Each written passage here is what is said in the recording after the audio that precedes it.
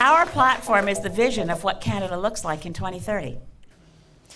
It's day 6 of the federal election campaign, and flanked by a number of her local candidates, Green Party leader Elizabeth May unveiled her party's platform in Toronto. May also made a pit stop in Kitchener, Ontario, and she attended a Green Party rally in Guelph. May says she will release a full costing of her platform promises within the next week. Among those promises, transitioning Canada to renewable energy, abolishing tuition fees, and raising corporate taxes.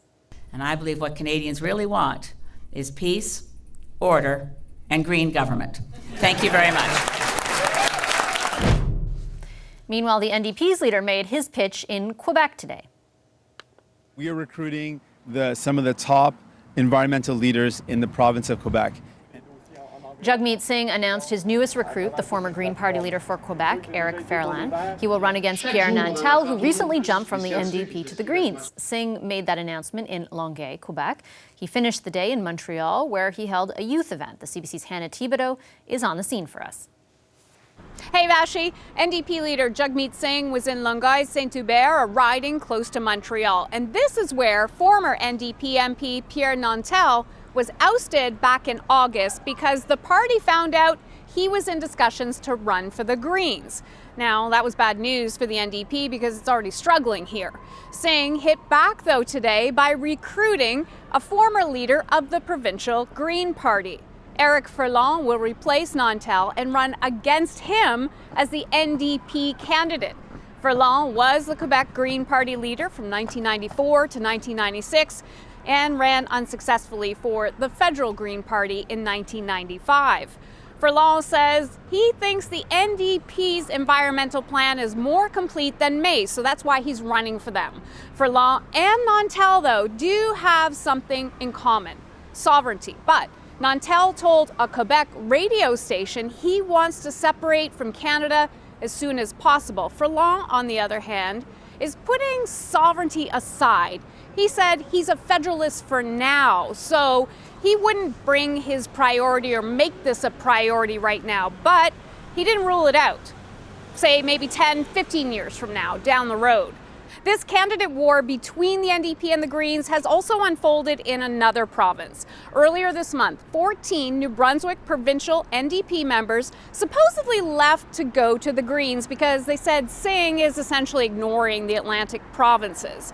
But there was a mix-up, and not all 14 defected. But this clearly shows that the two left-leaning parties in this race are not only competing for votes, but also competing for candidates, Vashi. Thanks, Hannah. The CBC's Hannah Thibodeau is traveling with the NDP this week. Liberal leader Justin Trudeau, meanwhile, spent his day in vote-rich Ontario. Parents already have a lot on their plate. Finding a spot in a before and after school program should not be this expensive or this hard. Trudeau promised more before-school and after-school program spaces and lower childcare fees. He made the announcement at a public school in Waterloo, Ontario. Trudeau also visited another elementary school in London, Ontario, and he wraps up his day with a campaign rally in Windsor. The CBC's David Cochrane has this recap from the stop in London. Well, Vashi, Justin Trudeau is pushing through Ontario today, making stops and policy announcements in Kitchener-Waterloo, here in London, and in Windsor. Trudeau visited an elementary school where he announced that a new Liberal government would double federal support for early learning and childcare, a promise to create 250,000 new spaces for before and after school programs. And you know, Vashi, while he was promising more federal spending, he repeatedly criticized Ontario Premier Doug Ford for cuts Ford has made to public services. And you can expect to hear that whenever Trudeau is campaigning here in Ontario. Because the challenge, Vashi, for the Liberals is that in this province is that a large number of their seats were won with narrow majorities in the last election and have gone Conservative or New Democrat in the most recent provincial vote. So attacking Ford, that's really a core part of Trudeau's strategy to woo those swing voters in those critical swing ridings. And you know, Vashi, the other noteworthy thing today was that Justin Trudeau took questions from reporters. It was his first formal news conference since Friday, and that delay, that gap, it has the Conservatives accusing Trudeau of being a chicken who's ducking questions. They note that even Stephen Harper, who Trudeau likes to reference almost every day of this campaign, took questions almost every day of the last campaign. So I asked Trudeau if he would commit to a daily question and answer session, and Vashi, he would only say that he would take questions from us regularly. He would not commit to daily.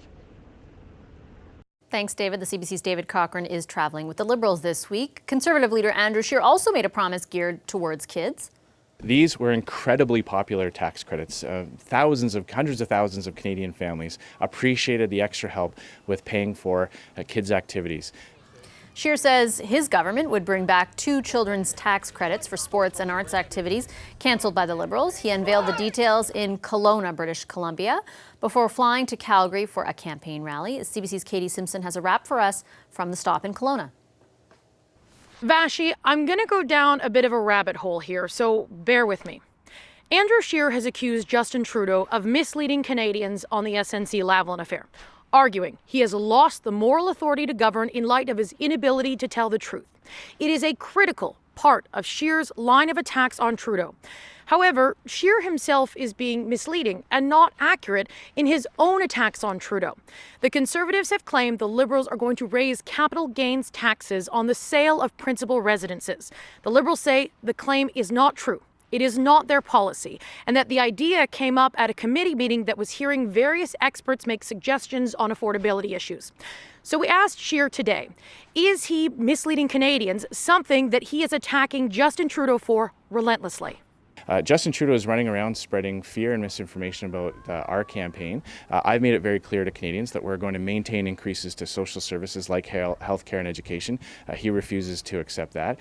So if they are passing around policy papers and putting forward ideas that give a glimpse into the mindset of a government that is desperate for new revenues because they're running these massive deficits, I think Canadians have a right to know that this is the type of thing that's being contemplated.